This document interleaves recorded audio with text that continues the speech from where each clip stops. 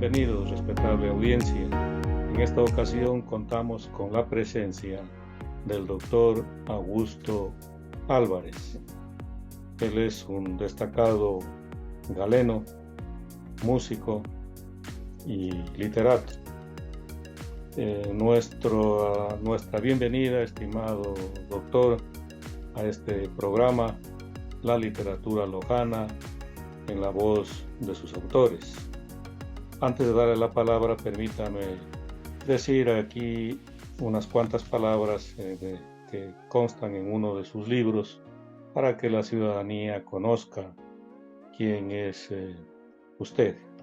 El doctor Augusto Álvarez dice en la contraportada de su libro El Ángel y el Río, Cuentos y Relatos, leo literalmente, dice: nací en Loja, en la esquina nororiental de las calles Sucre y Miguel Riofrío, el año de 1949, unos minutos antes que mi hermano mellizo, Máximo Agustín.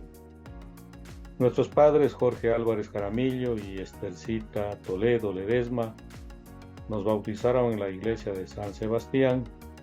A su tiempo, nos brindaron una muy buena educación en el pensionado San Luis y luego en el colegio La Dolorosa de La Salle. Siguiendo la inefable línea recta de mi vocación, fui a la ciudad de Quito. En la Universidad Central del Ecuador recibí los títulos de doctor en medicina y cirugía y de especialista en pediatría, y regresé a mi Loja para servir a mis conciudadanos, y creo que lo he hecho con honestidad y humanismo. Sí, con mayúsculas usted recalca, y muy bien, qué interesante lo que usted aquí señala. Desde la Universidad Nacional de Loja en mi calidad de docente, del Hospital Isidro Ayora como pediatra y neonatólogo, la presidencia del Colegio de Médicos de Loja y de la Sociedad de Pediatría, filial de Loja, y por supuesto desde mi consultorio particular. Siempre me gustó escribir. Creo que los genes de mis abuelos y abuelas me llevaron a esa dirección. Escribo, leo lo que escribo y me emociono, me gusta, y esto me causa muchísima satisfacción.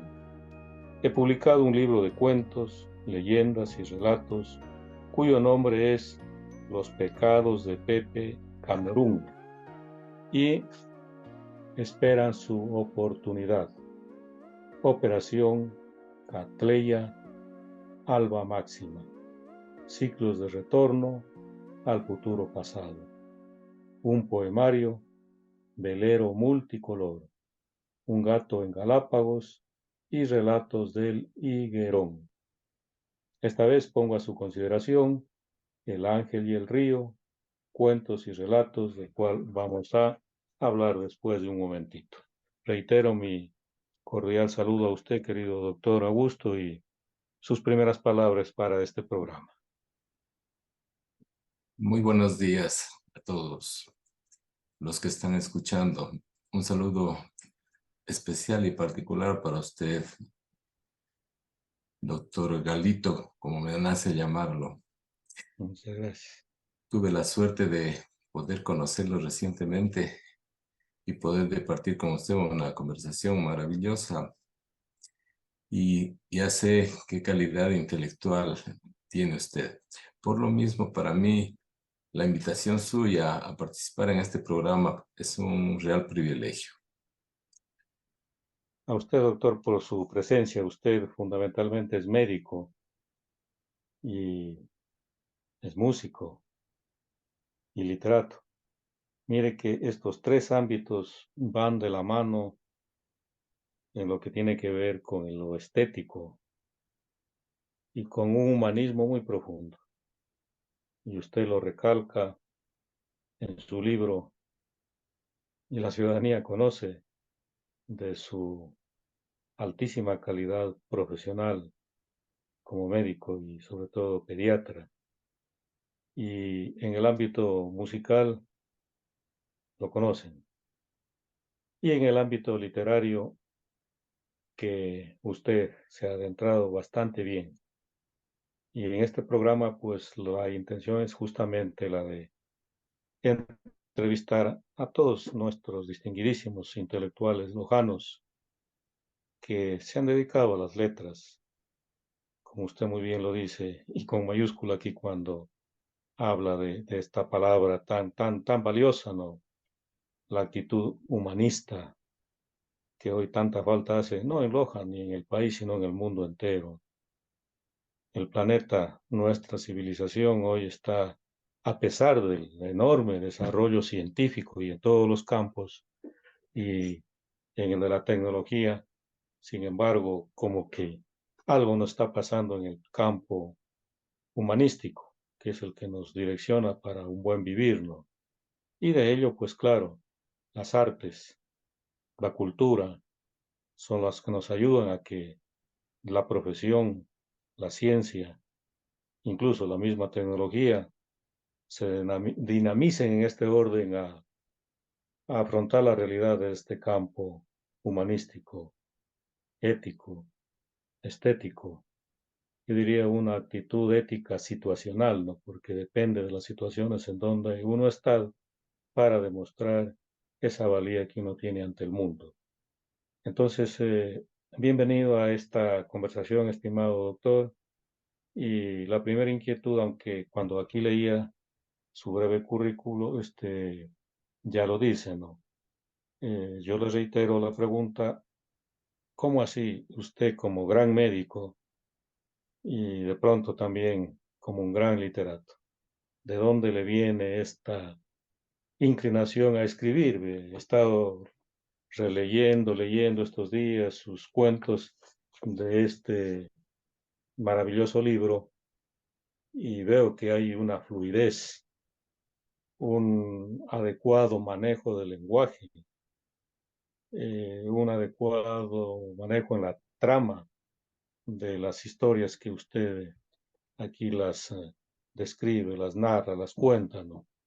Entonces, cuéntenos un poco para nuestra audiencia, eh, una parte de su profesión de médico, cómo desarrolló este talento para la literatura.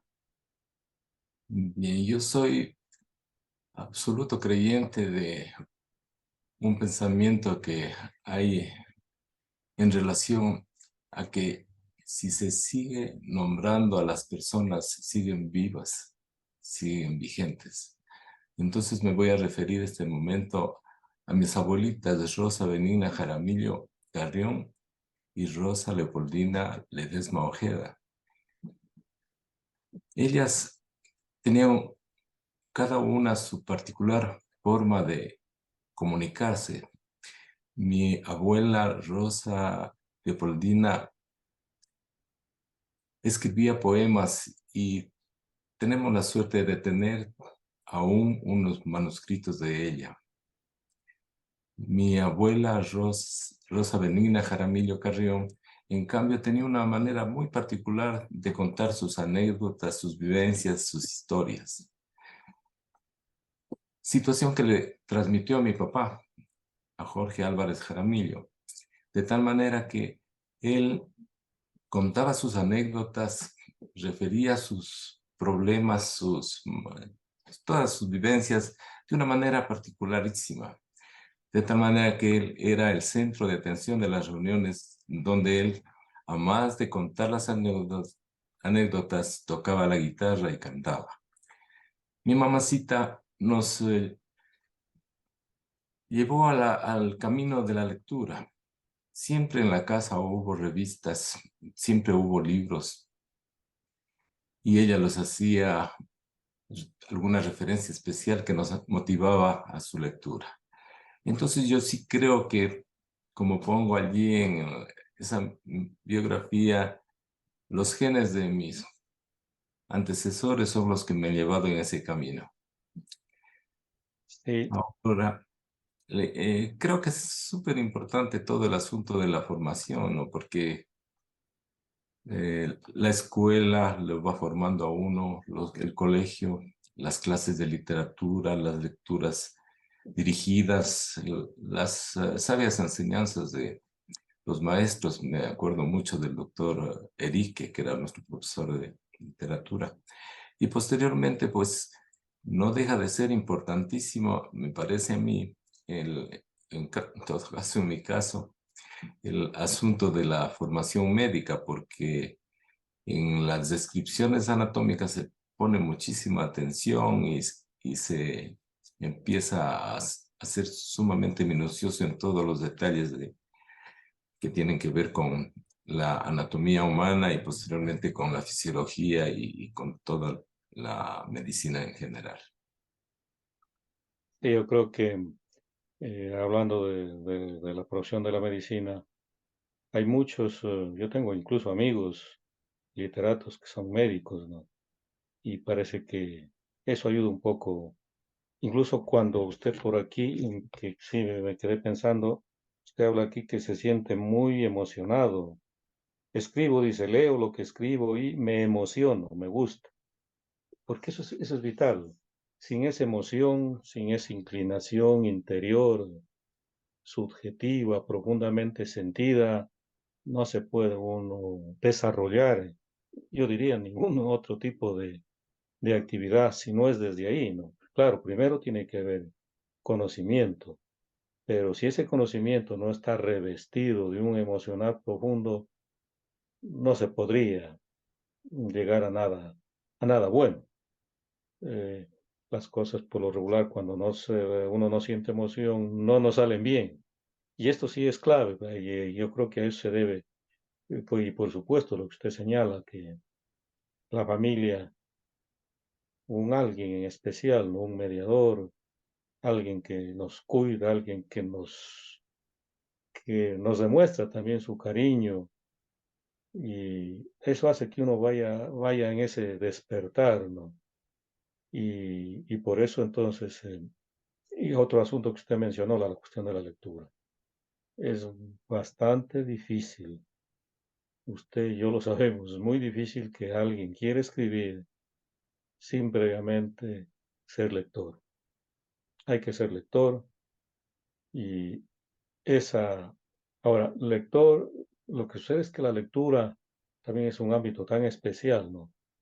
Que es la que nos va readecuando cerebralmente, incluso ecológicamente, formativamente, en fin, entran una serie de mentes, porque muchas situaciones, sobre todo cerebrales, se nos van acomodando para que nos inclinemos a lo que nos gusta, ¿no? Escribir. Al respecto, ¿a los cuántos años usted empezó a borronear? No sé si usted primero empezó por hacer poesía o, o relato. Yo creo que siempre escribí cosas muy sencillas, muy cortas. Estaba dedicado totalmente a otro tipo de Claro, actividades y considero que un poco la idea es de que todo el trayecto que he tenido ha ido formándome, ha ido dándome los temas, ha ido dándome la orientación para lo que ahora escribo, porque en definitiva yo pienso que esto de la escritura un poco más seguida no va más allá de unos 20, 35, 30 años, que me parecen un montón. claro, es Tal vez que, tendría que pedirle un momento para comentar algo que me llena el corazón de alegría, es haber podido empezar por escribir las anécdotas que refería a mi padre. Entonces, gran parte de lo que yo he escrito vienen a ser un compendio de todas las actividades y vivencias que tuvo él y que las refería tan maravillosamente en las tertulias familiares. Y ya después, cada situación vivida o cada información que me llega, me hace que yo me proponga a escribir, me ponga una pequeña tarea a cumplir y le pongo interés, escribo especialmente en las noches y lo reviso, lo leo, lo releo, lo corrijo y como les decía, como hacía notar usted de lo que yo escribía, me gusta, cuando ya me gusta, cuando ya me llena, cuando ya me emociono, entonces digo, sí, ya está listo. Los seres humanos somos por naturaleza, eh, somos entes narrativos, incluso entes poéticos. La mente, lo dice uno de los grandes lingüistas norteamericanos, Noam Chomsky, con su teoría del ignatismo, habla de que ya el cerebro viene estructurado para narrar. Lo digo esto porque usted acaba de señalar de que eh, su padre sabía contar, narrar hechos, y qué bien que usted los pueda captar y escribir luego, para que no se quede toda esa oralidad narrativa que es vital, ¿no? Eh, Hace unos años, aquí en la Universidad Técnica, vino una profesora española a trabajar y ella no era un doctora. Y cuando vino, pues ya tenía declarada su tesis de doctora en literatura en una de las universidades españolas. Perdone que cuente esta situación. Y dijo, lo que quiero es rescatar toda la oralidad que tiene Loja y Zamora Chinchipe. Dice, hay muchísimo lojano en Zamora.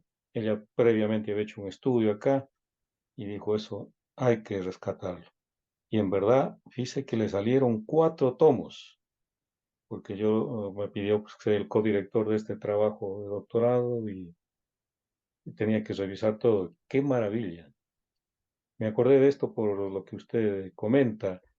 Y en verdad hay algunos escritores, no solo lojanos, no, sino en el país, y yo diría en todas partes del mundo, que se dedican al rescate de esta oralidad tan exquisita que tienen determinadas personas, aunque todos somos entes narrativos por naturaleza, pero hay personas que tienen ese prurito especial de contagiarnos con su palabra ardiente, locuaz, incluso a veces pícara, en fin, de todos los sabores humanos, ¿no? Y eso, qué bien.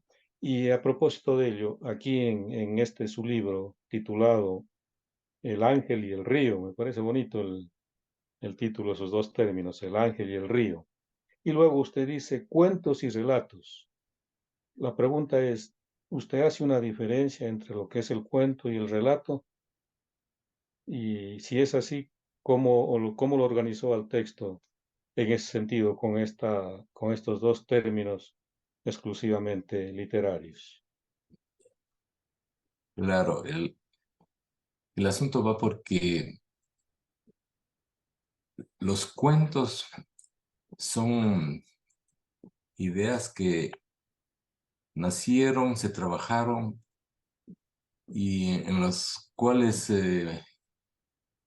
entra muchísimo la imaginación. Entonces, no son reales. Exacto.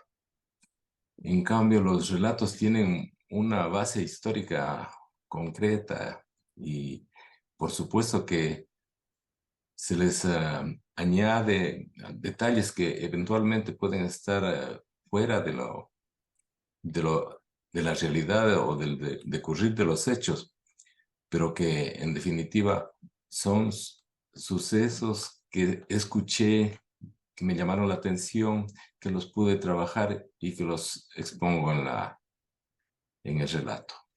Qué bien, usted fíjese de una definición muy exacta, yo diría. Sí, porque a veces se confunde, a veces la gente cree que cuento y relato es lo mismo. Claro, van de la mano, se correlacionan, pero tienen su distinción, y es cierto. El cuento es el artificio de la imaginación para inventar. Yo puedo crear un cuento de cualquier naturaleza, no lo invento.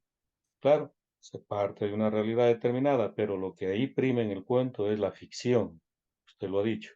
Y en verdad en el relato sí tiene una trascendencia histórica, real.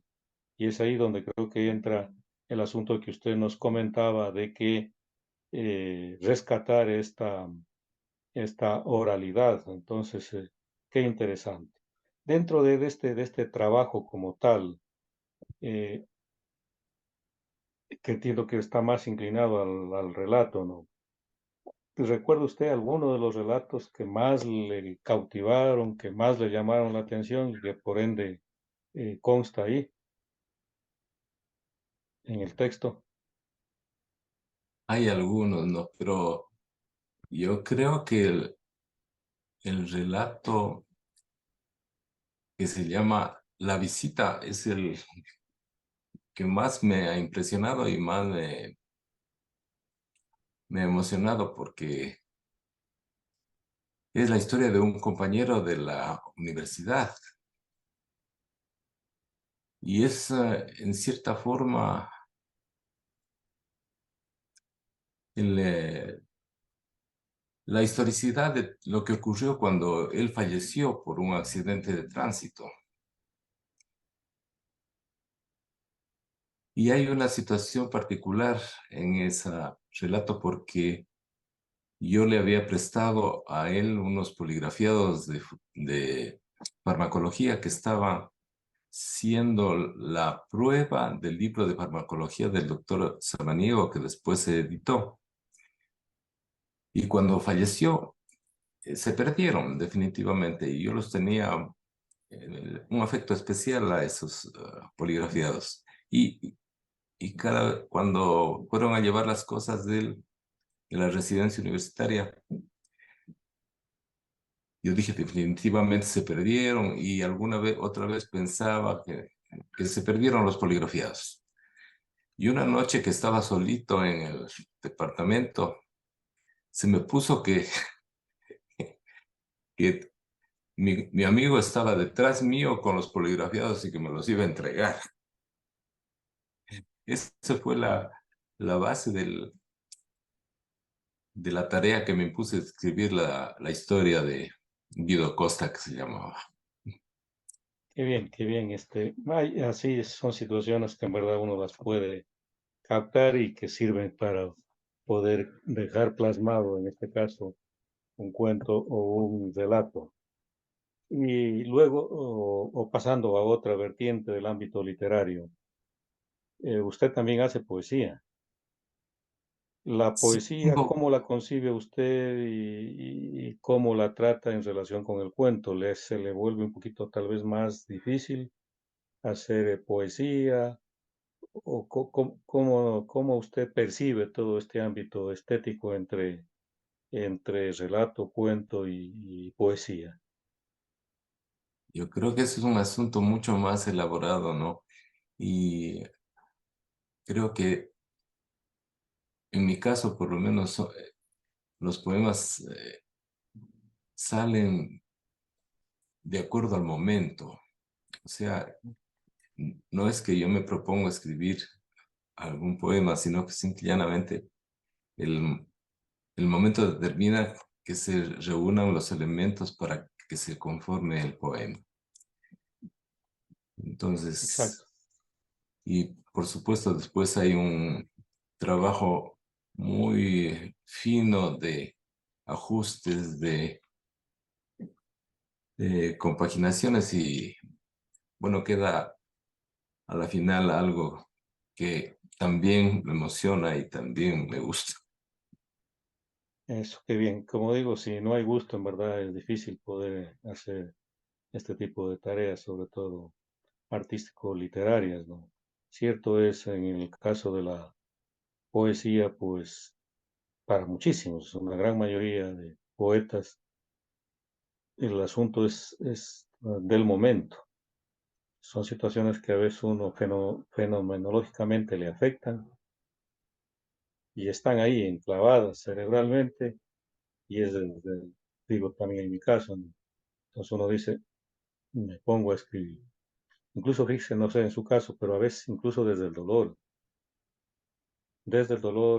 o desde la alegría más sentida, puede uno dedicarse a escribir y de conformidad con las situaciones vivenciales del momento o de algún momento en especial, puede, de hecho, en verdad, nacer un poema.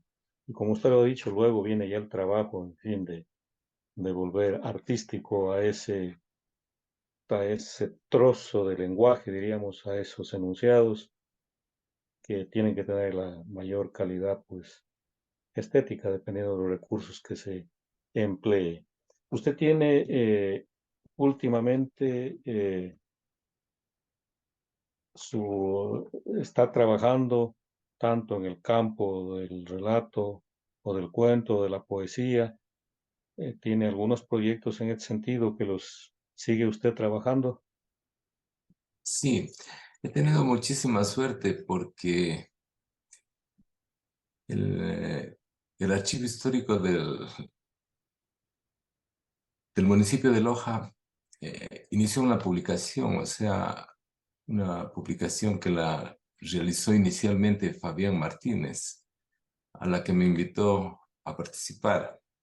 Le había mandado algunos cuentos y cuando en cierta forma se oficializó la publicación de la Gaceta Cultural por parte del Archivo Histórico del municipio, José Carlos Arias Álvarez, perdón, me Español. dice, te voy a invitar a escribir cuentos de Loja para que te lean, para que tengas esa oportunidad, maravillosa para mí, por supuesto. Ya, Y me dediqué a hacer una serie de cuentos con fragmentos de historia lojana que, que se publican en la el Gaceta. archivo. Ese, y cómo me acuerdo cómo se llama, La son Gaceta Cultural, algo pastillas. así creo que es. Entonces, he tenido esa oportunidad.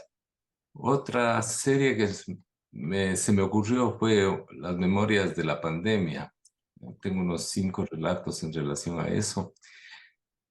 Y lo que me está gustando muchísimo últimamente, que he tenido tanta oportunidad de compartir con Rubén Ortega Jaramillo, que en realidad es mi tío, pero que yo le digo Mm, primo, y él me lo acepta.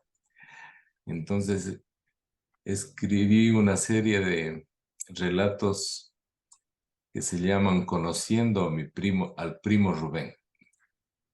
En eso estoy actualmente, qué bien, al doctor Rubén fue el primero que lo entrevisté yo en esta en serie. este programa.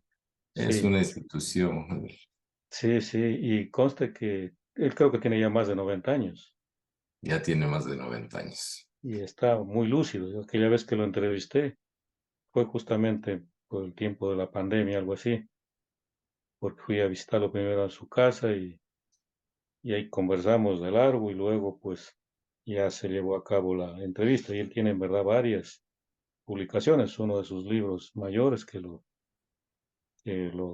Sucedió en mi se lo provincia. sigue leyendo, se dio en mi provincia, ¿no? Es un caso muy especial de una dinámica, de una exquisitez que tiene para escribir.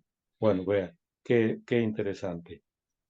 ¿Cómo concibe usted no sé si usted ha podido darse tiempo, le pregunto esto porque sobre todo para el profesional médico, no nomás es fácil sacarse un tiempo adicional para otras actividades, como el caso usted que bien que lo hace en el ámbito literario. Y por eso quería preguntarle si usted conoce un poco sobre la cuestión literaria en Loja, cómo la ve usted, o quizá no ha podido usted tener el tiempo como para poder porque no es su obligación hacerlo, pero ya cuando uno, pues, como el caso suyo, le gusta la literatura, uno trata de ver cómo va el mundo literario en Loja. Y mire que usted ya lo dijo al mencionarlo a su pariente, al doctor Rubén. ¿Cómo ve usted un poco la literatura en Loja? Y yo me, me acuerdo de unas palabras de Félix Paladines. Una vez fui a visitarlo llevándole uno de mis libros y ahí a la Casa de la Cultura cuando él era presidente. Por supuesto que quería que lo conozca como presidente de la Casa de la Cultura y no debe haber ido tampoco sin la idea de que eventualmente pudiera publicarse el libro que le llevé por parte de la Casa de la Cultura. Entonces un poco en cierta forma me plantó, me dice, Augusto, ¿no sabes qué cantidad de gente escribe en Loja? Entonces, esto daba una idea porque fue el preámbulo para después decirme que tenían en lista un montón de trabajos, de obras de personas que habían presentado sus escritos con anterioridad. Entonces, eso me vino a la mente porque en realidad yo pienso que los lojanos tenemos genes que nos llevan un poco más fuertes en el asunto de la narrativa que mencionaba usted. Y sí he tenido la oportunidad de leer a varios autores y sí me preocupo de estar en cierta forma actualizado con lo que se produce en Loja. Sí, es verdad. En el año, a ver, sí, el año anterior, la Feria Internacional del Libro de Guayaquil me invitó para que dé una conferencia sobre el accionar literario lojano. Y cuando me puse a averiguar, mire que desde el tiempo usted sabe que el primer libro o la primera novela que se escribió en el Ecuador es de autor lojano, de Miguel Miguel Río. del Río. Desde ahí hasta acá, hasta el año anterior, en Loja se han escrito 301 novelas publicadas, porque hay otros trabajos de mucha gente que no los puede publicar, porque esa es otra situación también Y sí, preocupante. Y ahí va la otra pregunta, mi estimado doctor. ¿Cómo usted, cómo hace para publicar sus libros? Por ejemplo, este libro. Veo que no tiene editorial o imprenta, no está consignada, ni tampoco el año de publicación.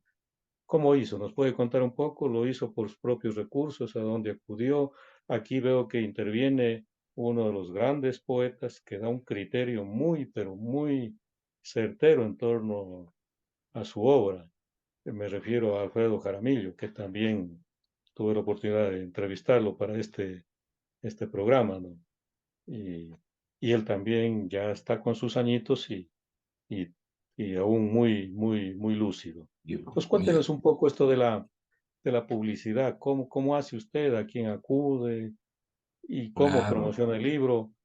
Eh, ¿Tiene más bien que regalarlo o lo vende?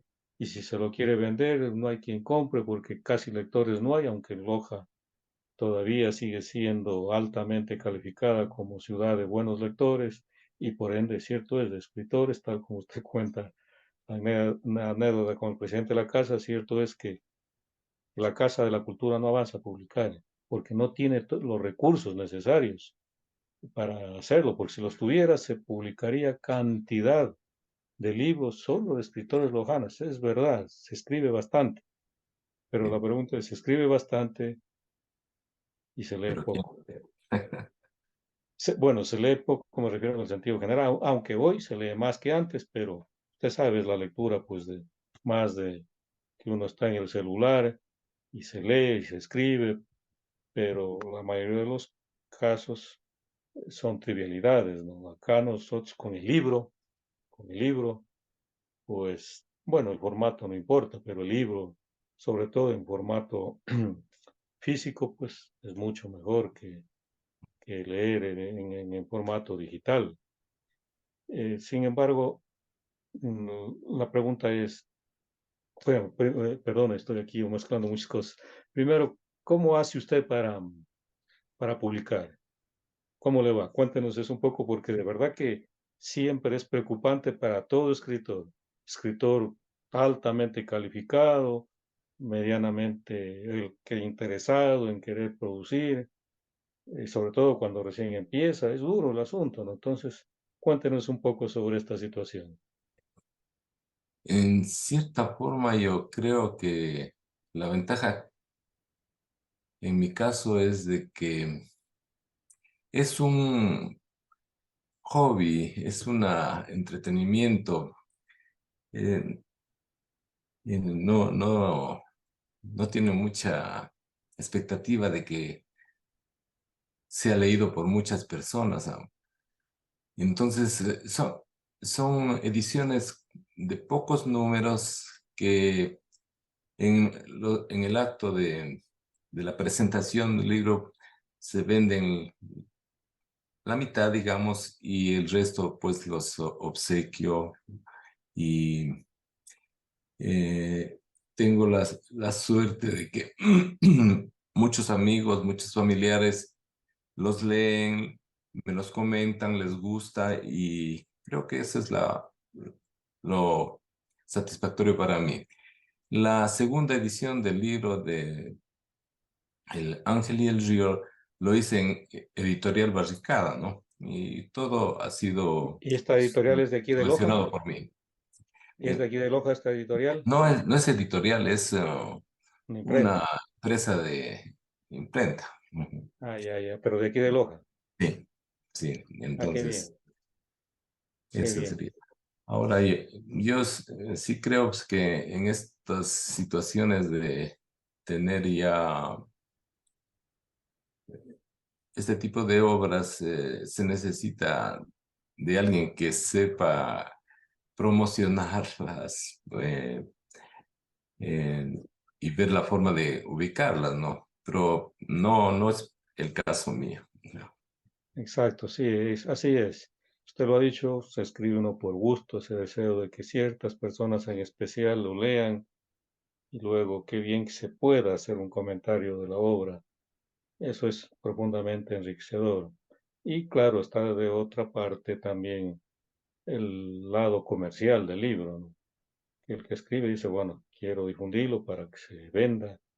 Y por supuesto, eso ya se lo hace a través de empresas, justamente al respecto, de editoriales que muy conocidas, en fin, y es verdad, por eso es que también uno acude a la Casa de la Cultura, porque ahí, a través pues del Estado, es factible que se pueda, cuando se logra conseguirlo, por supuesto, se pueda publicar el libro y ahí le dan a uno el 50% de la publicación, que hoy se lo hace aquí en Loja al menos, máximo son 300 ejemplares, 150 para el autor, los otros 150 para la casa, y la casa también, claro, promociona el libro, y el libro va llegando a veces a las bibliotecas, aunque hoy también en los colegios han desaparecido las bibliotecas, pero el trabajo va llegando de alguna manera, ¿no?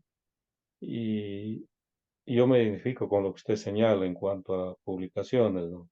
Es así, uno hace el esfuerzo de ver en dónde lo publica, pagando del bolsillo de uno, y luego, pues, lo que hace es, si puede en algún momento, como usted decía en la presentación, si se puede vender algún ejemplar, bien, y si no, después uno lo que hace es ver, buscar en verdad a quien pueda y quiera leerlo, ¿no? Exacto. Porque a veces uno puede entregar el libro a alguien que nunca lo va a leer. Entonces, en eso mire que coincidimos. Yo soy lo mismo, pues, entrego el libro a quien vea que en verdad puede darle una ojeadita y puede interesarle, ¿no? Porque así es el mundo hoy en el ámbito literario. Bueno, para cerrar, para concluir esta entrevista, doctor Augusto, eh, ¿qué tiene usted planificado para de aquí en adelante? ¿Seguir trabajando?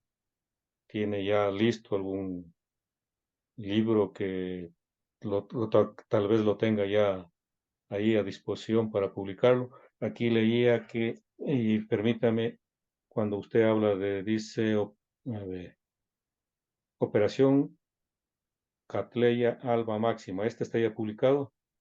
Es un cuento, Un cuento, pero es está un publicado. cuento. No todavía. Ah, ya, y Ciclos de Retorno al Futuro Pasado, Ese lo tengo listo. Estoy pero no ha esperando, podido publicarlo. no todavía. O sea, Ah, ya, ya lo tengo listo, revisado. Estoy esperando alguna situación particular en relación a completar todo el texto y seguramente lo voy a sacar en diciembre. qué bien. Y usted habla aquí de un poemario y dice Velero multicolor, coma, un gato en Galápagos y relatos del Higuerón. Entonces, Velero multicolor es un poemario y un gato en Galápagos es otro. Es un cuento largo, digamos. Ah, ya. Sí. Pero todavía tampoco los publica. Todavía no están publicados. Ya. Qué bueno, qué interesante, mire lo que se va haciendo y espero que salga a la luz ya alguno de sus trabajos en cualquier momentito para conocer de ellos y también pues deleitarme con la escritura suya. Muchas Doctor, de gracias. mi parte, yo muy agradecido por su presencia en este programa y sus palabras finales para despedir esta sabrosa conversación que hemos tenido en torno a su obra literaria. Ha sido una oportunidad magnífica para mí, un privilegio poder asistir a esta entrevista, considerándoseme como un literato. Yo creo que todavía me falta un poquito.